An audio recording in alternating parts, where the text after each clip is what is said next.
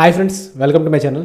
Already తమిళ చూసి వచ్చారు కదా ఈ వీడియో ఆర్జీవి గురించి. అంటే తను లైఫ్లో ఎలాగలగా చేంజ్ అయ్యాడు, లేకపోతే తనని ఇన్ఫ్లుయెన్స్ చేసిన వ్యక్తులు ఎవరు, వాళ్ళ ఆలోచనలు ఏంటి, వాళ్ళ ఆలోచనలు తిని ఎలా మార్చాయి, వీటి గురించి వీడియో ఉంటుంది. ఈ వీడియో అయితే ఇప్పుడు చేసింది కాదు, ఈ వీడియో నేను 2020 సెప్టెంబర్లో చేశాను. అంటే అప్పుడు స్టార్ట్ చేద్దాం అనుకున్నాను యూట్యూబ్ ఛానల్, కానీ అది స్టార్ట్ చేయడానికి ఇప్పుడు అయ్యింది. అంటే క్లోజ్ టు 4 years పట్టింది నాకు యూట్యూబ్ ఛానల్ స్టార్ట్ చేయడానికి. అంటే 2020 సెప్టెంబర్లోనే నేను కొన్ని వీడియోస్ చేసి పెట్టుకున్నాను ఆల్రెడీ ఎడిట్ చేసి. అంటే యూట్యూబ్ ఛానల్ స్టార్ట్ చేసిన తర్వాత వీటిని పోస్ట్ చేద్దామని, కానీ అది అప్పుడు జరగలేదు. ఇవన్నీ వాయిస్ ఓవరే, వెనకాతల నా వాయిస్ ఇచ్చనమాట, అంటే ఫేస్ చూపెట్టకూడదని. కానీ యూట్యూబ్ ఛానల్ స్టార్ట్ చేయడానికి ఇప్పుడు 2024 అయింది, క్లోజ్ టు 4 years.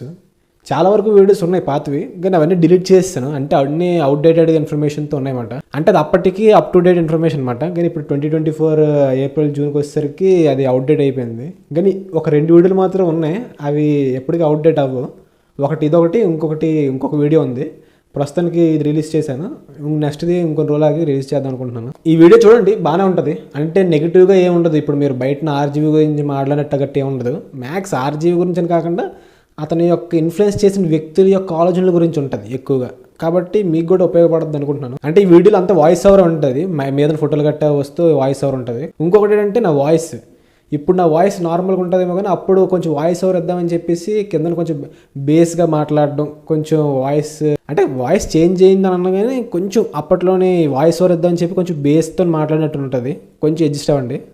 మనం రోజు ఏదో ఒక సమయంలో న్యూస్లో కానీ సోషల్ మీడియాలో కానీ ఆర్జీవి అనే పేరు వింటూ ఉంటాం. చాలామంది ఆర్జీవిని పెర్వెట్ అని అంటారు. పెర్వెట్ అంటే వక్రబుద్ధి కలవాడు లేక మూర్ఖుడు అని అర్థం. కానీ పెర్వెట్ అంటే విపరీత ఆలోచన కలవాడు అనే అర్థం కూడా ఉంది. కొంతమంది ఆర్జీవి పబ్లిసిటీ కోసమే అన్ని చేస్తాడు అని అంటారు. మరి కొంతమంది one of the top 100 technicians in India అని అంటారు. కొందరు మెంటర్ అని, మరికొందరు ఫిలాసఫికల్ గురువు అని, ఇంకొంతమంది లివింగ్ ఓషో అని కూడా అంటారు. వీటిలో ఏది నిజం, ఏది అబద్ధం? అతనిని ఒక మెంటర్లా చూడాలా, బ్రాడ్ మైండెడ్ పర్సన్లా చూడాలా, లేక ప్రపంచం వెలివేసిన ఒక మూర్ఖుడిలా చూడాలా అని చాలామందికి ఇప్పటికే డౌట్ వచ్చే ఉంటుంది. ఈ వీడియోలో నేను వీటి గురించే ప్రస్తావించబోతున్నాను. అందరూ అన్నట్టు ఆర్జీవిని ఒక పెర్వెట్లా చూడాలా, లేక ఒక లాజికల్ పర్సన్లా చూడాలా అనేది ఈ వీడియో చివరిదాకా చూస్తే మీకే అర్థం అవుతుంది. మీ జీవితాన్ని మార్చగలిగే చాలా వరకు డౌట్స్కి ఆర్జీవి థాట్ ప్రాసెస్ ఎలా ఉపయోగపడబోతుందో నేను ఇప్పుడు చెప్పబోతున్నాను. ముందుగా రామ్ గోపాల్ వర్మ జీవితంలో బాగా ఇన్ఫ్లుయెన్స్ చేసిన విషయాలు, వ్యక్తుల గురించి తెలుసుకుందాం. ఇవి ఎలా మన జీవితాన్ని చెక్కబెట్టుకోవడంలో ఉపయోగపడబోతున్నాయో కూడా చూద్దాం. మొదట రామ్ గోపాల్ వర్మ అని తన జీవితంలో బాగా ఇన్ఫ్లుయెన్స్ చేసిన వ్యక్తుల గురించి తెలుసుకుందాం. ముందుగా బ్రూస్ లీ, అయన్ ర్యాండ్, ఫెడ్రిక్ నిషే, ఇంకా తన స్నేహితుడు సత్యేంద్ర. వీళ్ళ ఆలోచన విధానాలు, వాళ్ళ జీవితాల్లో నమ్మిన సూత్రాలు ప్రత్యక్షంగానో లేక పరోక్షంగానో చాలా వాటికి సంబంధం ఉంటుంది. రామ్ గోపాల్ వర్మ జీవితంలో బ్రూస్ లీ యొక్క ఇన్ఫ్లుయెన్స్ చాలానే ఉంది. ఆర్జీవికి కాలేజ్ రోజుల్లో ఎక్కువగా పుస్తకాలు చదివే అలవాటు ఉండేది. ఇలా రకరకాల fiction, comics, biography genre books చదువుతూ ఉండేవాడు. సరిగ్గా అదే సమయంలో వచ్చిన బ్రూస్ లీ సినిమాలు అతనిపై చాలా ప్రభావం చూపెట్టాయి. తన కొన్ని సినిమాల్లో Bruce Lee movie scenes, fights copy కొట్టే చేశానని ఇప్పటికే రామ్ గోపాల్ వర్మ చెప్తుంటాడు. శివ సినిమాలో నాగార్జునకి, జేడి చక్రవర్తికి క్యాంటీన్ సన్నివేశంలో జరిగే ఫైట్ కూడా Bruce Lee movie enter the dragon నుంచి రిఫరెన్స్ తీసుకొని చేసిందే.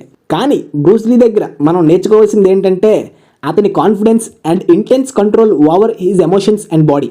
మనం ఆర్జీవిని కనుక గమనిస్తే అతను మాట్లాడే విధానం, పరిస్థితుల్ని అతని కంట్రోల్లోకి తెచ్చుకునే తీరు, ఇవన్నీ చూస్తే బ్రూస్ లీ తనని ఎంత ఇన్ఫ్లుయెన్స్ చేశాడో అర్థమవుతుంది. రామ్ గోపాల్ వర్మ జీవితంలో మరో ముఖ్యమైన వ్యక్తి అయన్ ర్యాండ్. ఆర్జీవి కాలేజ్ డేస్లో ఫ్రెండ్స్ అందరినీ రూమ్లో కూర్చోబెట్టుకుని తను చదివిన బుక్స్లోని ఇంట్రెస్టింగ్ విషయాలన్నీ చెప్పేవాడట. ఈ అలవాటు ఇప్పటికీ ఆర్జీవీలోనే ఉందని తన ఫ్రెండ్స్, అంటే అప్పట్లో తన కింద అసిస్టెంట్ డైరెక్టర్గా పనిచేసి ఇప్పుడు సినిమా ఇండస్ట్రీలో టాప్ డైరెక్టర్స్గా ఉన్న పూరి జగన్నాథ్, తేజ, కృష్ణవంశీ, గుణశేఖర్ చెప్తూ ఉంటారు. డైరెక్టర్ క్రిష్ అందరికీ తెలుసు. వేదం, కంచె, గౌతమిపుత్ర శాతకర్ణి సినిమాలతో తన మీద అందరికీ చాలా రెస్పెక్ట్ పెరిగింది. కానీ క్రిష్ ఒకప్పుడు ఆర్జీవీ కింద అసిస్టెంట్ డైరెక్టర్గా పనిచేసే ఛాన్స్ కోసం చాలా ట్రై చేశాడంట. దీన్ని బట్టి ఆర్జీవీని ఒక పెర్వెట్లా చూడాలా, లేక ఒక టాప్ టెక్నీషియన్గా చూడాలా అనేది మీ ఊహకే వదిలేస్తున్నా. ఇప్పుడు అయన్ ర్యాండ్ విషయానికి వచ్చేస్తే ఒక్క ఆర్జీవీ జీవితంలోనే కాదు, 1950s తర్వాత నుంచి ఇప్పటికీ కూడా చాలామంది జీవితాల్లో ఒక పవర్ఫుల్ ఇన్ఫ్లుయెన్సర్గా నిలిచింది. తిను ఒక స్త్రీ అయినప్పటికీ మెయిల్ డామినేషన్ సొసైటీలో తనకు తానుగా ఒక ఫిలాసఫీ కనిపెట్టి దాని వెనకతలు ఒక పిల్లర్లా నిలిచింది. తను నమ్మిన ఫిలాసఫీని సింపుల్గా చెప్పాలంటే ఆబ్జెక్టివిజం అని అంటారు. దీని మెయిన్ ప్రిన్సిపల్ సెల్ఫ్ సెంట్రిక్, అంటే విపరీతమైన సెల్ఫిష్నెస్, స్వార్థం అని అర్థం. ఈ సమాజంలో మనం చిన్నప్పటి నుంచి స్వార్థం మంచిది కాదని, అది మనిషి జీవితాన్ని నాశనం చేస్తుందని వింటుంటాం. కానీ అయన్ రాండ్ చెప్పిన ఫిలాసఫీని పూర్తిగా అవగాహనతో అర్థం చేసుకోగలిగితే ప్రపంచాన్ని నడిపే మూల సూత్రాలు ఇవేనని, వీటి వల్లే మనిషి తన జీవితంలో మోక్షం అంటే సెల్ఫ్ హ్యాపీనెస్, ఆత్మానందాన్ని పొందుతాడు అనే నిజం తెలుస్తుంది. అసలు ఈ ఆబ్జెక్టివిజం ఏమని చెప్తుందంటే, ఏ పనినైనా మనకు నచ్చి చెయ్యాలే తప్ప అది చెయ్యడం వల్ల మంచి జరుగుతుందని చేయకూడదు. ఇప్పటికీ అయన్ రాండ్ ఫిలాసఫీని నమ్మిన వారు ఎంతమంది ఉన్నారో వ్యతిరేకించిన వారు కూడా అంతేమంది ఉన్నారు. నాకే కాదు, చాలా మందికి ఇదే నిజమని తెలుసు. కానీ మనం పుట్టి పెరిగిన సమాజం, మన చుట్టూ ఉండే మనుషులు, పరిస్థితులు ఈ ఫిలాసఫీని నమ్మకుండా ఉండేలా, లేక నమ్మినా బయటకు చెప్పుకోకుండా ఉండేలా చేస్తున్నాయి. ఇప్పటికీ ఆర్జీవిని కనుక గమనిస్తే అయన్ రాండ్ ఫిలాసఫీని తన జీవితంలో ఎంత ఇముడ్చుకున్నాడో కళ్ళకు కట్టినట్టు కనిపిస్తుంది. రామ్ గోపాల్ వర్మ ఇప్పటికీ తనకి ఏది నచ్చితే అదే చేస్తానని, తన జీవితాన్ని తనకు నచ్చినట్టు బ్రతుకుతానని చెప్పే వాక్యాల్లో అంతరార్థం అయన్ రాండ్ ఫిలాసఫీనే. ఆర్జీవి జీవితంలో ఇన్ఫ్లుయెన్స్ చేసిన మరో వ్యక్తి ఫ్రెడరిక్ నీషే గురించి తెలుసుకుందాం. ఫ్రెడరిక్ నీషే ఒక ఫిలాసఫర్. ఇప్పుడు మన ప్రపంచంలో చాలా ఫీల్డ్స్లో రోల్ మోడల్స్గా నిలిచిన చాలా మంది వాళ్ళ జీవితాల్లో ఇన్ఫ్లుయెన్స్ చేసిన వ్యక్తుల్లో ఫ్రెడరిక్ నీషే కూడా ఒకడని చెప్తారు. Famous psycho analyst. Psycho analysis అంటే అపరిచితుడు మూవీలో సదా విక్రమ్ తీసుకొని ట్రీట్మెంట్ కోసం నాజర్ దగ్గరికి వెళ్తుంది కదా, ఆ ట్రీట్మెంటే. అదే మనిషిని సబ్ కాన్షియస్ మైండ్లోకి తీసుకువెళ్ళడం. ఆ ట్రీట్మెంట్ని మొదట కనిపెట్టిన డాక్టర్ సిగ్మండ్ ఫ్రాయిడ్ కూడా ఫ్రెడరిక్ నీషే ద్వారా చాలా ఇన్ఫ్లుయెన్స్ అయ్యానని చెప్పాడు. సిగ్మండ్ ఫ్రాయిడ్ కనిపెట్టిన ఫిలాసఫీ కూడా నీషే ఫిలాసఫీ సారాంశం మీద ఆధారపడిందే. అసలు నీషే అతని ఫిలాసఫీలో మనకి ఏం చెప్తాడు, ఎందుకు అతనికి ఇంతమంది ఫాలోవర్స్ ఉన్నారు అని డౌట్ మీకు రావచ్చు. నీషే ఫిలాసఫీని సింపుల్గా చెప్పాలంటే, ఈ ప్రపంచంలో మంచి చెడు అనేవి ఏమీ లేవని, ఇవన్నీ మన బిలీఫ్ సిస్టమ్స్, మనం పెరిగిన సొసైటీ కల్చర్స్ మీద ఆధారపడతాయని, నిజానికి మన ఇష్టాలకే అన్నిటికన్నా ఎక్కువగా ప్రాధాన్యత ఇవ్వాలని చెప్తాడు. ఒక దేశాన్నే తన గుప్పెట్లో ఉంచుకొని తన సైగలతో శాసించే మోస్ట్ డేంజరస్ లీడర్ హిట్లర్ కూడా నీషే ఫిలాసఫీ ఫాలోవరే. నిజానికి హిట్లర్ తను నీషే ఫాలోవర్ అని చెప్పిన తర్వాతే నీషే ఫిలాసఫీ ప్రపంచానికి మరింత తెలిసింది. మనందరం హిట్లర్ని చెడ్డవాడని అనుకుంటాం, కానీ ఇప్పటికీ చాలామంది పొలిటికల్ లీడర్స్కి హిట్లరే ఇన్స్పిరేషన్. నిజానికి మనందరం హిట్లర్ని చెడ్డవాడని అనుకుంటాం, కానీ ఒకప్పుడు ఇండియన్ ఫ్రీడమ్ మూవ్మెంట్ కోసం సుభాష్ చంద్రబోస్ కూడా హిట్లర్తో చేతులు కలిపాడన్న విషయం చాలా మందికి తెలియదు. కాబట్టి మనకు తెలిసిన కొన్ని విషయాలు ఆధారపడి ఒక మనిషిని మంచోడో లేక చెడ్డోడో అని చెప్పలేం. ఇదే నీషే ఫిలాసఫీ ముఖ్య సారాంశం. రామ్ గోపాల్ వర్మ కాలేజ్ రోజుల్లో పరిచయమైన తన స్నేహితుడు సత్యేంద్ర గురించి ఇప్పటికీ కొన్ని సమావేశాల్లో, ఇంటర్వ్యూల్లో అప్పుడప్పుడు చెబుతూ ఉంటాడు. ఇప్పటికీ సత్యేంద్ర లాంటి వ్యక్తిని తన జీవితంలో చూడలేదని, బహుశా ఇక చూడబోనని కూడా చెబుతాడు. అసలు సత్యేంద్ర ఎవరు, ఆర్జీవి జీవితంలో సత్యేంద్ర వదిలిన మార్క్ ఏంటి అని ఇప్పుడు చూద్దాం. రామ్ గోపాల్ వర్మ విజయవాడలో సిద్ధార్థ కాలేజ్లో సివిల్ ఇంజనీరింగ్ చేస్తున్న సమయంలో బాగా చదవక డిటైన్ అయిపోయి, చదివిన సంవత్సరాన్నే మళ్ళీ చదువుతునే సమయంలో సత్యేంద్ర పరిచయం ఏర్పడింది. ఆ తర్వాత కొన్నాళ్ళకి సత్యేంద్రతో రామ్ గోపాల్ వర్మ రూమ్ షేర్ చేసుకోవడం మొదలుపెట్టాడు. ఇప్పటికీ మనం వింతగా చూస్తున్న ఆర్జీవి చేష్టలు అప్పటికే ఎన్నో పుస్తకాలు చదివి ఎంతో జ్ఞానాన్ని సంపాదించుకున్న సత్యేంద్రకి అంత వింతగా అనిపించేది కాదు. కానీ రామ్ గోపాల్ వర్మకు మాత్రం సత్యేంద్ర జీవనశైలి కానీ, అప్పుడప్పుడు తనతో జరిగిన సంభాషణలు కానీ ఇప్పటికీ ఆర్జీవి జీవితంలో చెరగని ముద్ర వేశాయి. ఒకసారి ఆర్జీవికి సత్యేంద్రకి జరిగిన సంభాషణ ఆర్జీవికి సత్యేంద్ర పైన అమితమైన గౌరవాన్ని తెచ్చిపెట్టాయి.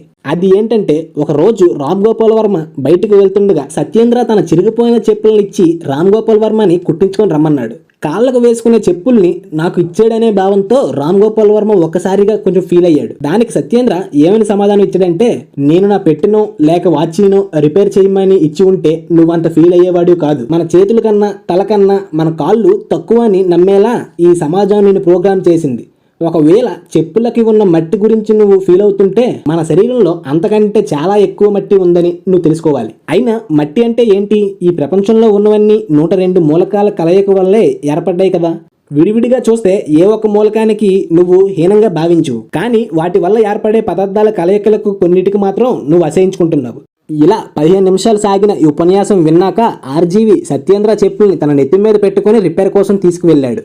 ఆర్జీవి చదువు అయిపోయిన తర్వాత సత్యేంద్రాని మళ్ళీ కలుసుకోలేదు. కానీ కొన్ని సంవత్సరాల క్రితం ఆర్జీవి కంపెనీ సినిమా రిలీజ్ అయిన టైంలో సత్యేంద్ర ఎక్కడున్నాడో ఆర్జీవికి తెలిసింది. వెంటనే సత్యేంద్ర ఉన్న చోటికి ఆర్జీవి వెళ్ళాడు. తను ఒక హోటల్ రూమ్లో ఉన్నాడు.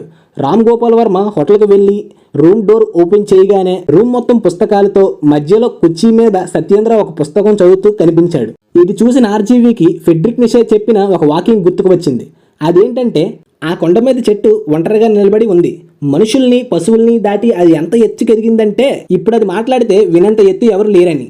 రామ్ గోపాల్ వర్మ జీవితంలో ఇన్ఫ్లుయెన్స్ చేసిన వ్యక్తుల గురించి, వాళ్ళు నమ్మిన ప్రిన్సిపల్స్ గురించి, కనిపెట్టిన ఫిలాసఫీల గురించి ఏవైతే చెప్పానో అవి మీ జీవితానికి కూడా అనుసంధానించుకోగలిగితే మీ జీవితంలో ఉన్న అన్ని డౌట్స్ ఇట్టే క్లియర్ అయిపోతాయి. ఇప్పుడు చెప్పిన వీడియో కనుక మీకు నచ్చినట్టయితే లైక్ చేయండి. ఇలాంటి మరిన్ని వీడియోలు చూడాలనుకుంటే గనక నా ఛానల్ తప్పక సబ్స్క్రైబ్ చేసుకోండి.